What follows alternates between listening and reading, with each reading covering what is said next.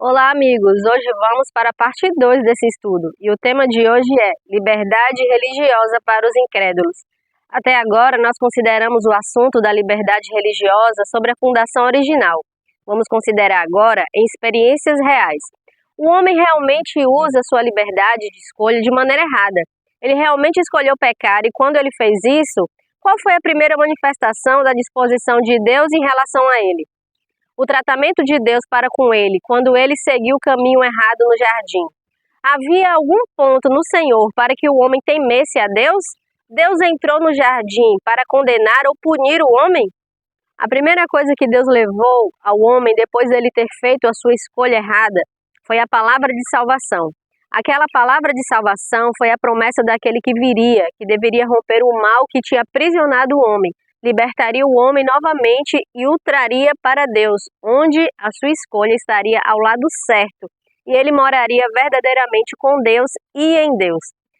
Quando a igreja apresenta o Evangelho, a palavra de Deus que está comprometida com a igreja de Deus para pregar, e as pessoas escolhem não lhe obedecer, mas rejeitá-la, então elas são imediatamente julgadas como sem valor ou rebeldes para se dar atenção ou reconhecimento. Nesse momento são apresentadas como incorrigíveis, e então são compelidas a acreditar ou serem punidas por não obedecer aos ditames da igreja enquadradas na lei do Estado. E é exatamente aí que se transforma a liberdade religiosa em ditadura religiosa e do cristianismo ao anticristianismo. Mas essa não é a maneira cristã, não é a maneira de Cristo, essa não é a maneira de Deus e isso não é liberdade. Liberdade religiosa cristã nas palavras de Cristo é: e se alguém ouvir as minhas palavras e não crer, eu não o julgo. Então, quando Cristo envia a mim ou a você para ser embaixador, para apresentar a sua palavra às pessoas, e nós apresentamos e eles escolhem não acreditar nela, essa é a sua liberdade. E se eles escolheram exercitar a sua liberdade naquela direção, não é da nossa conta. Eles não derivam a sua existência de nós. Eles não são responsáveis para nós, mas somente para Deus.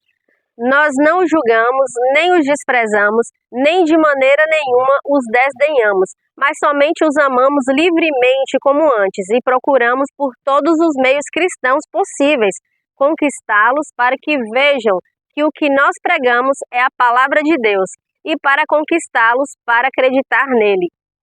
Além disso, Deus colocou a sua palavra aqui para ser querida. Ele anseia e espera com toda longanimidade para que as pessoas acreditem nela. E quando Ele dá essa palavra a mim e a você, para ser apresentada a essas pessoas, para que elas possam acreditar nela, e no primeiro estudo elas escolhem não acreditar, e então nós escolhemos tratá-las com ofensas, nós, por este ato, estamos impedindo a obra que nós fomos incumbidos a fazer. Consequentemente, a única maneira de tratar as pessoas quando nós apresentamos a palavra de Deus a elas e elas a rejeitam é de uma maneira amável, meiga e de boa vontade, como a grande misericórdia e longanimidade que o Senhor nos capacita a fazer. E assim nós possamos ainda os induzir a inclinar-se, a acreditar e, ao acreditar, escolha seguir o caminho correto. E que seja dito novamente e enfatizado novamente. Quando os cristãos procedem de qualquer outra maneira em relação àqueles que não acreditam, eles estão impedindo exatamente a mesma coisa que eles professam estar tentando alcançar. Que nós possamos lembrar do versículo que nós usamos hoje, que é João 12:47. E se alguém ouvir as minhas palavras e não crer, eu não o julgo. É assim que Cristo trata as pessoas e isso é liberdade religiosa para os incrédulos.